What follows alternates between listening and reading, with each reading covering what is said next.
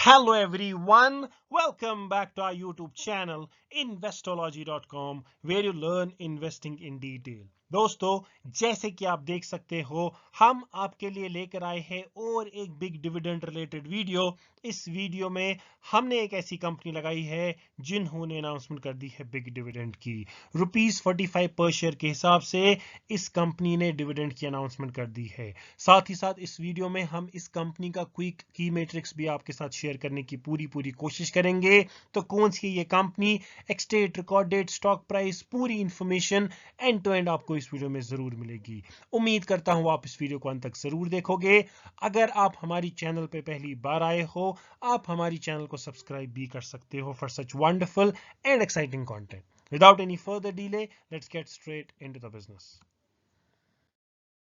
The name of the dividend giving company is LTI Mindtree Limited, जिन्होंने announcement कर दी है dividend की ₹45 पर शेयर के हिसाब से। बात अगर एक्सटेट की जाए, 23 मई यहाँ पे फिक्स कर दी गई है कंपनी की ओर से एज पार्ट ऑफ एक्सटेट, जिसका मतलब ये भी निकल के आता है 22 मई तक आप इस कंपनी में फ्रेश बाइंग कर सकते हो, निवेश कर सकते हो, इन्वेस्टमेंट कर सकते हो। अगर आपको ये डिविडेंड या ये कंपनी अट्रैक्टिव लग रही है तो 22 मई is the cut off date to invest in this company.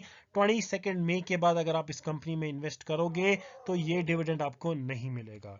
बात अगर रिकॉर्ड डेट की जाए, 23 मई फिक्स कर दी गई है कंपनी की ओर से as part of record date, जिसका मतलब ये भी निकल के आता है अगर आप 23 मई को ये स्टॉक बेच भी दोगे, ये डिविडेंड आपको फिर भी मिलना है।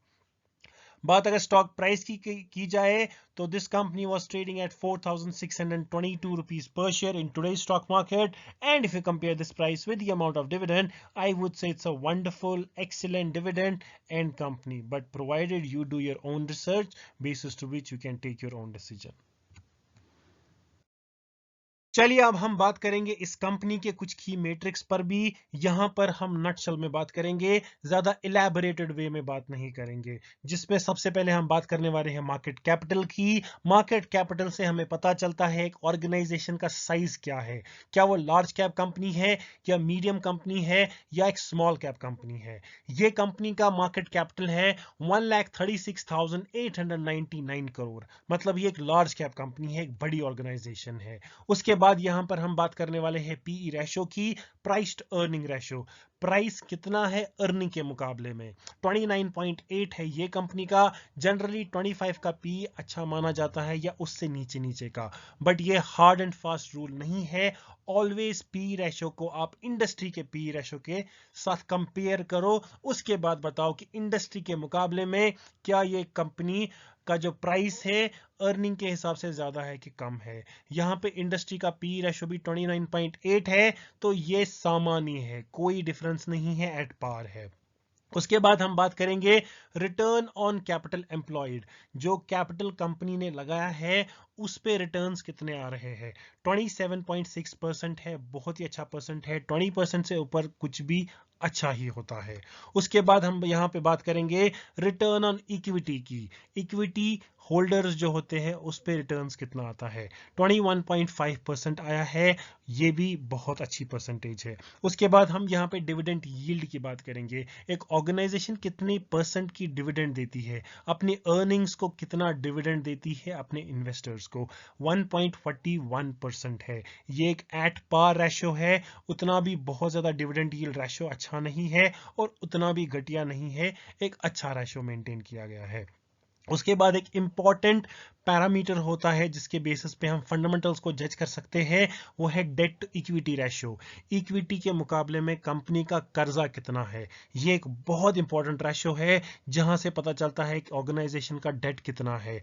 ये रेशियो जो है 1 से नीचे ऑलवेज होना चाहिए, तब फंडामेंटली ये कंपनी को माना जाएगा अच्छा है। यहाँ पे 0.10 है, मतलब ये 1 से बहुत नीचे है। इस कंपनी का कर्जा बहुत बहुत बहुत कम है।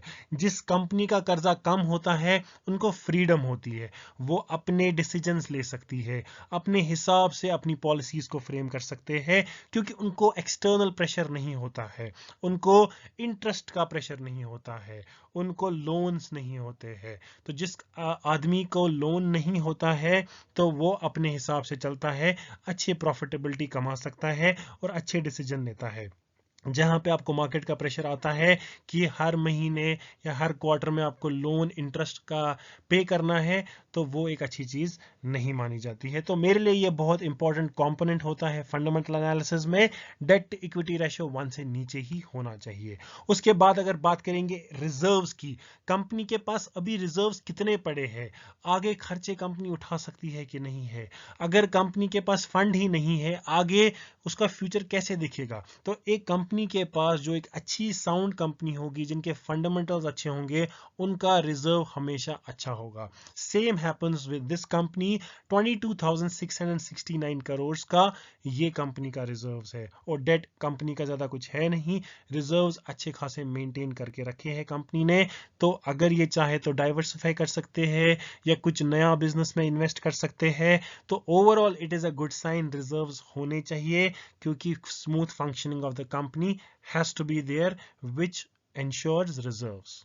ओवरऑल की मैट्रिक्स की बात करें तो बहुत ही जबरदस्त मैट्रिक्स है ये कंपनी के। कुछ फंडामेंटल्स जो है बहुत अच्छे हैं, ऑलमोस्ट सब फंडामेंटल्स यहाँ पे बहुत अच्छे हैं। तो ये एक शॉर्ट है, लेकिन फंडामेंटल एनालिसिस में बहुत सारी चीजें आती है, income statement, profit and loss, cash from operations, cash flow statement. But ये एक नटशेल की मैट्रिक्स है ये कंपनी के बारे में। Hope you liked it. Thank you so much for watching this video. अगर आपको ये वीडियो अच्छा लगा तो आप हमारे वीडियो को लाइक कर सकते हो, शेयर कर सकते हो, कमेंट भी कर सकते हो। Please subscribe to our YouTube channel. साथ ही साथ press the bell icon notification, ताकि आपको मिलती रहे ऐसे ही वीडियोस की नोटिफिकेशन सबसे पहले, सबसे फास्ट। प्लस स्टॉक मार्केट के रिगार्डिंग आपको बहुत सारी वीडियोस आएंगे, डिविडेंड के रिगार्डिंग, कॉर्पोरेट एक्शन के, stock split, bonus, and we will also cater technical analysis, fundamental analysis very soon.